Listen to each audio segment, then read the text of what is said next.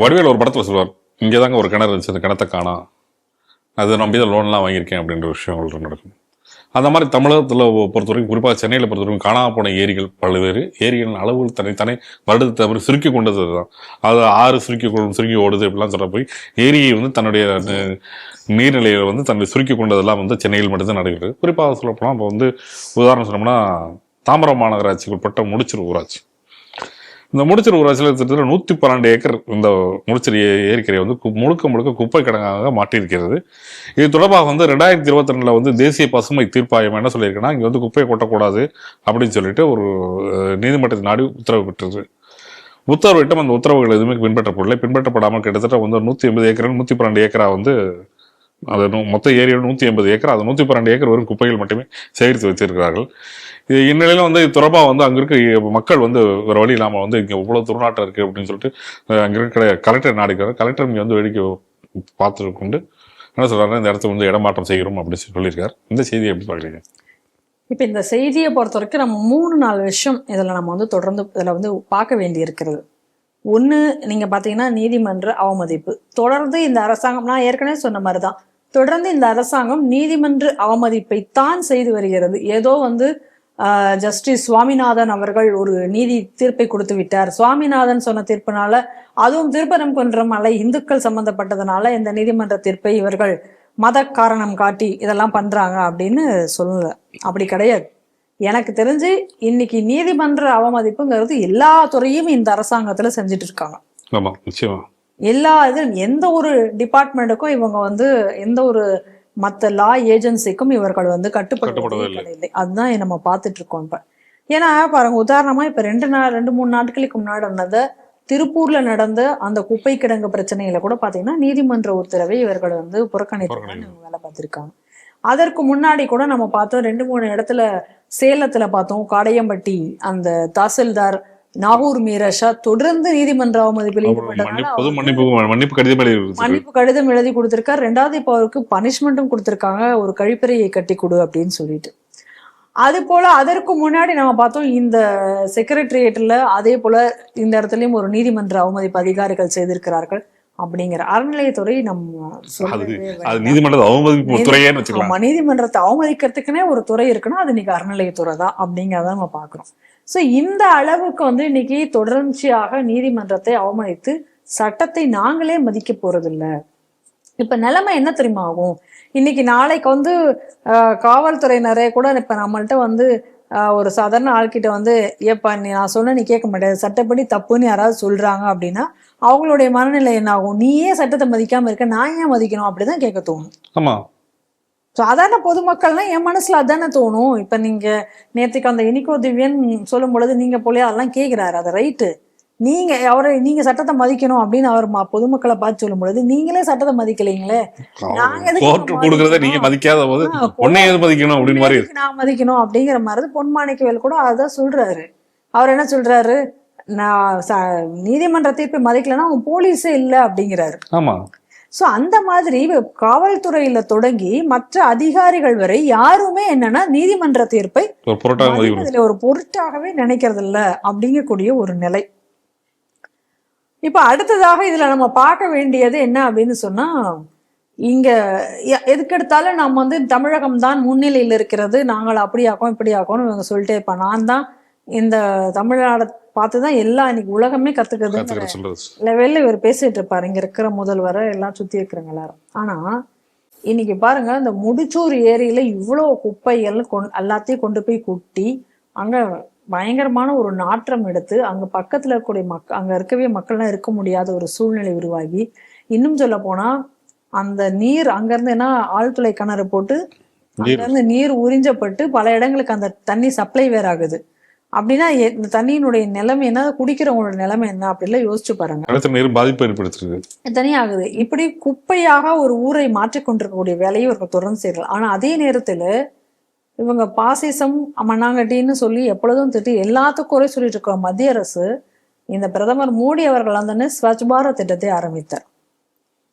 இன்னைக்கு இந்தியா முழுவதும் எந்த கிராமங்களுக்கு போனாலும் கூட இன்னைக்கு கழிப்பறை இருக்கிறது என்ற நிலை இன்னைக்கு உருவாக்கப்பட்டிருக்கிறது. கழிப்பறை இல்லாத ஒரு இடம் அப்படின்னு கிடையாது. எல்லா கிராமத்துக்கும் கழிப்பறை எல்லா கிராமத்துக்கும் கழிப்பறை. அதே நேரத்தில் ஜல் ஜீவன் திட்டத்துல ஜல் ஜீவன் திட்டம் கூட இருக்கு. இன்னொன்னு எல்லா இடங்கள்லயுமே கூட பாருங்க, பொதுமக்கள் வந்து பயணிக்கிறார்கள் ரொம்ப தூரம் நீண்ட தூரம்னா எல்லா பெட்ரோல் பங்க்லயும் இன்னைக்கு வந்து ஒரு கட்டாயம் கழிப்பறை இருக்க வேண்டும்.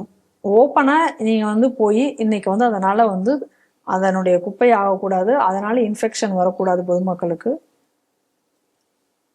இந்த திறந்த வெளி கழிப்பறை என்பது இருக்கக்கூடாது இந்த நாட்டில். அதனால் ஏற்படக்கூடிய கஷ்டங்கள், அதனால் ஏற்படக்கூடிய சுகாதார பாதிப்புகள் அது வந்து இருக்கவே படாதுன்றதுக்காக பண்ணியிருக்காரு. சுகாதார பாதிப்பு சொல்லும்போது இன்னொரு விஷயம் ஒன்று ஞாபகத்துக்கு வருது. என்னன்னா, தேசிய அதாவது அந்த டோல்கேட் இருக்குல்ல, அந்த டோல்கேட் கழிப்பறையில் வந்து கழிப்பறை சுத்தம் செய்யவில்லை என்று ஃபோட்டோ எடுத்து கொடுக்குறதுக்கு 1000 ரூபாய் பரிசு என்று கொடுத்துருக்காங்க. அந்த அளவுக்கு சுத்தமாக இருக்கணும் அப்படின்ட்டு ஒரு என்கரேஜ்மெண்ட் திட்டம் அந்த இதில் உண்டு. இந்த அளவுக்கு வந்து எல்லாத்தையும் அமல்படுத்தியிருக்காங்க. ஆனா இதே நாங்க தான் எல்லாம் அப்படின்னு சொல்லக்கூடிய இந்த தமிழகம் இன்னைக்கு என்னடான்னா, ஏரியை சுத்தமாக வைத்து இருந்து குடிநீருக்கு பயன்படக்கூடிய ஏரியவே குப்பையாக்கியது தான் இந்த திராவிட மாடல் கண்டது. இது வந்து நீங்க தாம்பரம் மாநகராட்சிக்கு முடிச்சது என்றால் சென்னை மாநகராட்சி பள்ளிக்கரணை. ஆமா, இங்க பள்ளிக்கரணை இதே போல நிலையில தான் இன்னைக்கு வந்து கொண்டிருக்கு. ஏற்கனவே பார்த்தோம், பள்ளிக்கரணையில இருக்கக்கூடிய அதாவது அந்த என்ன ராம்சார் நிலத்தெல்லாம் கூட வந்து கட்டுறதுக்கு வந்து அனுமதி எல்லாம் கொடுத்துருக்காங்க, பில்டிங் கட்டுறதுக்கு அப்படிங்கக்கூடிய செய்தியெல்லாம் நம்ம பார்த்தோம். அதை பத்தி கூட அறப்போர் இயக்கம் பெரிய அளவுல விஷயங்களை வெளில கொண்டு வந்தாங்க. அதுவும் கோர்ட் வழக்குல இருக்குன்னு நினைக்கிறேன். இப்ப அடுத்ததா இதுல நம்ம முக்கியமா நம்ம பார்க்க வேண்டிய இன்னொரு விஷயம் என்னன்னா, நான் எப்பயுமே சொல்றதுதான் சூழியல் வியாதிகள் அப்படின்னு நான் சொல்றதுதான். போராளிகள் கிடையாது, அவங்க எல்லாம் வாதிகள் கிடையாது, வியாதிகள் அப்படின்னு சொல்லிட்டு. யாராவது ஒரு ஆளுங்க ஏற்கனவே நல்லா நீங்க பார்க்கணும், பசுமை தீர்ப்பாயமே முன் வந்துதான் இந்த வழக்கு எடுத்திருக்கு. அது வரைக்கும் இவங்க யாரும் போகல. இவ்வளவு குப்பை கொட்டி இந்த ஏரியே பாழாகுது அப்படின்னு சொல்லிட்டு பசுமை தீர்ப்பாயம் தானாக முன் வந்து அவங்களா இந்த கேஸ் எடுத்து பண்ணியிருக்காங்க. சரி, அவங்களே கேஸ் எடுத்து பண்ணதுக்கு அப்புறமும் இந்த பயல்கள் எவனும் போகல. ஆனா நீங்க பாத்தீங்கன்னா, அமாவாசைக்கு இந்துக்கள் அவங்களோட நம்பிக்கை பிரகாரம் ஒரு பூசணிக்காய் உடைப்பான். அது அடுத்த நாள் குப்பைக்கு வரங்கள எடுத்துட்டு போயிட போறாங்கல்ல, இவங்களே ஒரு ஓரமா குப்பையில எடுத்து போட்டு போயிட போறாங்க. ஆனா அந்த பூசணிக்காய அது வந்து ஒரு சுற்றுப்புற சூழ்நிலை கேடு, அதனால பூசணிக்காய் உடைக்காத. ஒரே ஒரு நாள் தீபாவளி அன்னைக்கு இவன் பட்டாசு அடிக்க போறான். அதுக்கு மேல அவனே பட்டாசு அடிக்க போதில்ல, அவங்கவுங்களுக்கு நீ எவன் பட்டாசு அடிக்க போதில்ல. ஆனா அந்த பட்டாசுனாலதான் காற்று மாசுபட்டது, உலகமே பாதிக்கப்பட்டதுன்ற மாதிரி. இதை விட கொடுமை என்னன்னா, நீங்க தீபாவளி மத்த நாள்ல எல்லாம் நீங்க எதுவுமே இந்த பேப்பர் காரங்கெல்லாம் நல்லா பாத்தீங்கன்னா புரியும். தீபாவளி கிட்ட வரும்பொழுது தீபாவளியில இருந்து இந்த பக்கம் ஒரு 4 நாள் முன்னாடி 2-3 நாள் காற்று மாசுபடு அளவு இன்னைக்கு இவ்வளவு இருந்தது இவ்வளவு. அதுக்கு முன்னாடி அப்படி ஒரு இண்டெக்ஸ் எவனுமே பார்த்திருக்க மாட்டான்.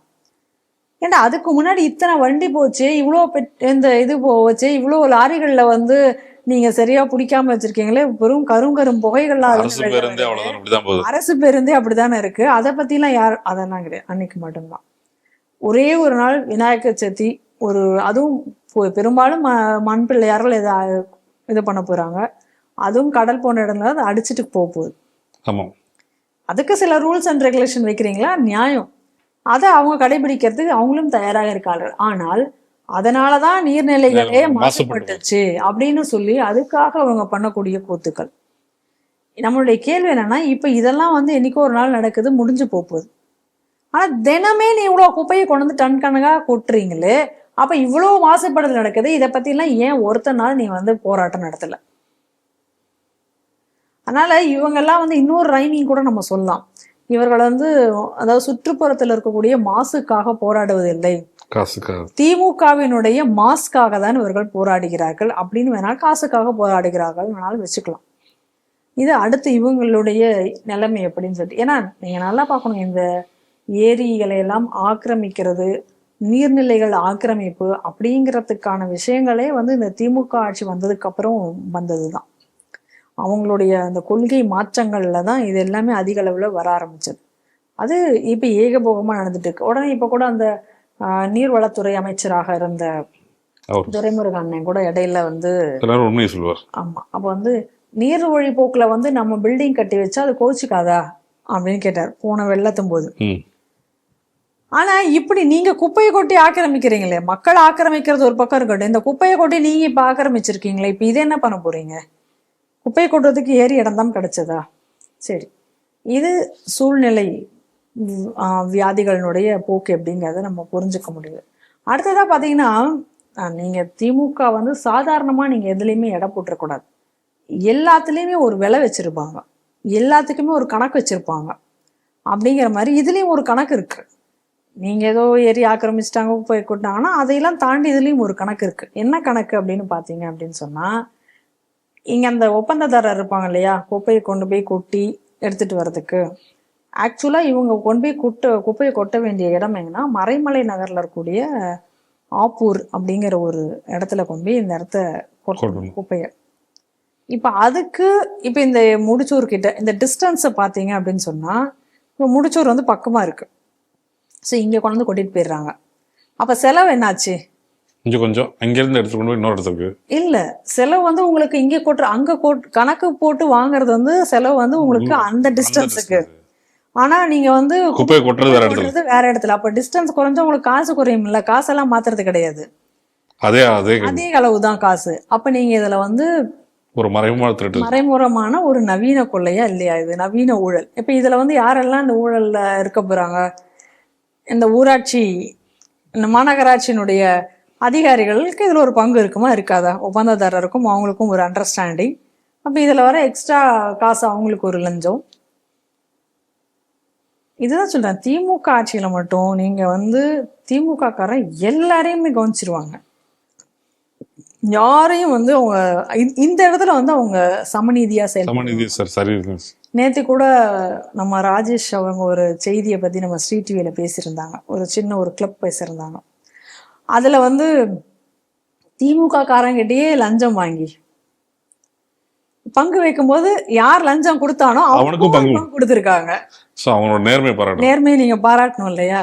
அதனால இது வந்து திமுக ஆட்சியில் தான் நீங்க பார்க்க முடியும். இன்னொன்று, இந்த மாதிரியான விஷயம் பாருங்க, இந்த துறைக்கான அமைச்சர் யாரு? இப்போ இந்த KN நேரு தான் இந்த டிபார்ட்மெண்ட். நம்ம நேரு பத்தி நமக்கு தெரியும் நடந்துட்டு இருக்கு அப்படின்னு சொல்லிட்டு. அதனால இது எல்லாம் கலந்தது தான் இந்த முடிச்சூர் ஏரியினுடைய பிரச்சனை என்பதை நம்ம புரிஞ்சுக்கணும். ஸோ இந்த ஊழல் ஆட்சி அகற்றப்படாவிட்டால் இங்க இருக்கக்கூடிய எல்லாமே இந்த மாதிரியான ஒரு சூழ்நிலையில் தான் போகும் என்பதை நம்ம புரிஞ்சுக்கணும்.